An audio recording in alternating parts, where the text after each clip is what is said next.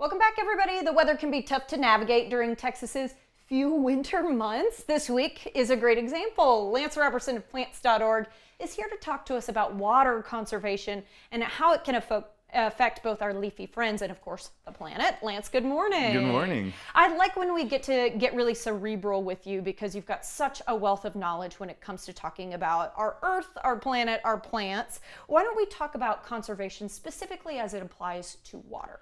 Sure. We can't make water. Water is here. We can get it in the cycle. We can catch it and we can use that cycle. But the conservation of water is really about being able to keep it and use it when we need it, and to have it for a later point when we will still need it. Mm-hmm. So it's really keeping, especially with water, keeping it in the cycle and making sure that it's available to us when we really need to have it. Well, and you hear about cities because like that Sun Belt area of the United States is booming, right? My mom grew up in Arizona. She said we didn't have enough water in the 60s. I can't imagine what the situation looks like now. Yeah, not only are the populations growing, but the desert areas are unfortunately growing as well. So not only do we have a problem that will continue to get worse, but because the more people, the more water we're going to need. Yeah. It's something that we need to stay alive. So it's something that's very important. And unfortunately or fortunately, most of the water we use in municipal systems, almost 80% of it goes to the landscape. So most of it is used for plants and not for what we would normally think of for water. So it's something that's really important, especially for water systems, to make sure we're all managing our water really well. Okay, and it's so rare to see you bring products in, so I know that these get your official seal of approval. Why don't you talk to me about some ways that we can manage maybe the way that we're irrigating our lawns, something like that, so that we have conservation in mind? Sure. The one thing I can't express enough, and Austin is certainly a technological city, is using technology to our advantage. So using digital timers, using timers like these that can connect to the internet. They understand the weather, they understand if we're getting rain, they understand the volume of water that you're putting out. These are all really critically important. I know a lot of times we set a time, and that when we moved in, that the time we set our irrigation is what it is when we move out. These irrigation timers are great because they can change with the weather, they can change with the season. Because even in the winter, like right now, if you look at the drought monitor, Austin is in a drought. You shouldn't necessarily have your water completely off, and especially when we go from 80 to 18 on any given day in Austin, these are really important to have because even professional water managers, we rely on this kind of stuff to make sure we've got to check against what we're doing. Well, and do they connect now to your phone or something like that? Absolutely. You've got everything from like these that truly have the apps. They're connected just like your irrigation controller would be at home, all the way to ones that are very simple like these. These just hook up to your water hose. The reason why I like these is often if you don't have a giant irrigation system installed, sometimes you just get out there with the hose and water. And if you're like me, I can spend hours and when on a warm day just out there blowing water through a water hose. Those are really great because they help you figure out how much you're using. You don't want to use thousands of gallons of water on a really small area. Well, because you're also going to be paying for it anyway, so. You're going to be paying for it, and again, most of it's going to be wasted to evaporation in the summertime or even when it's 80. You don't need a lot of water, and the temperature certainly plays along with that.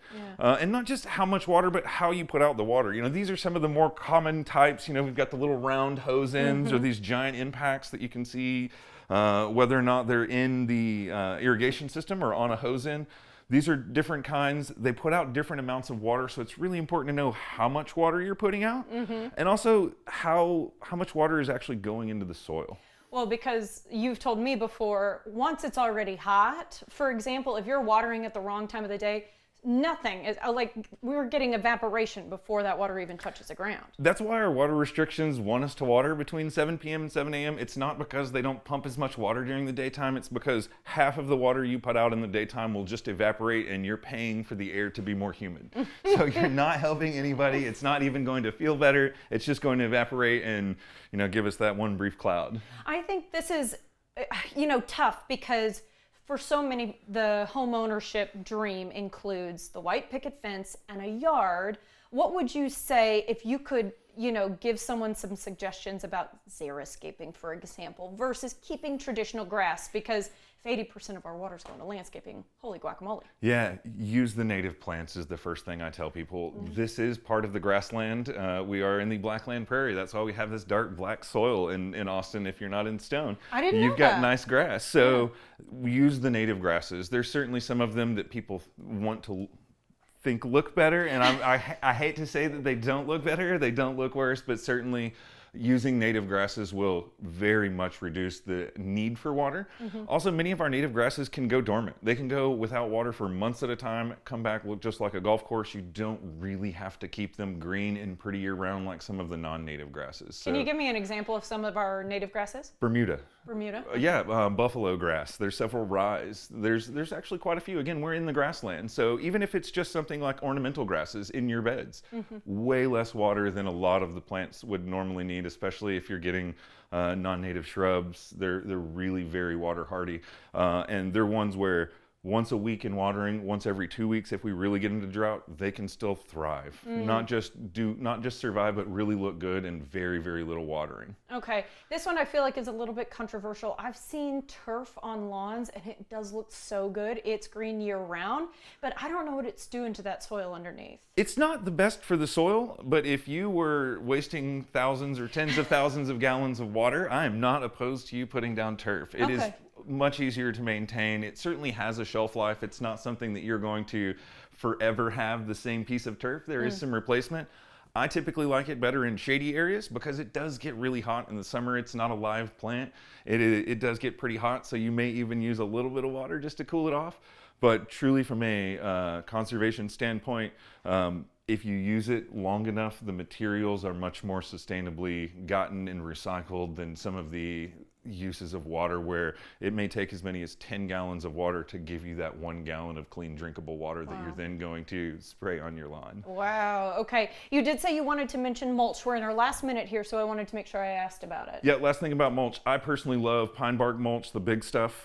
It is a problem. If you've got a nice slope, it will float away, but it does much better as far as when the water gets to it, it gets to the ground, there's bigger gaps so that it does. I think it looks a lot nicer and it stays for much longer. So when you replenish it, you're not having to put down that 2, 3, 4 inches. You can kind of sprinkle an inch or two on top and you always have mulch, and it breaks down into fertilizer. I mean, this is what plants eat in the wild, so this is what we would normally want to feed them. So saving us money and helping the plants out. I really appreciate that. Lance, thank you so much. Anytime. All right, if you need help with a specific plant, y'all, you can reach out to Lance directly. It's so incredible that he offers this.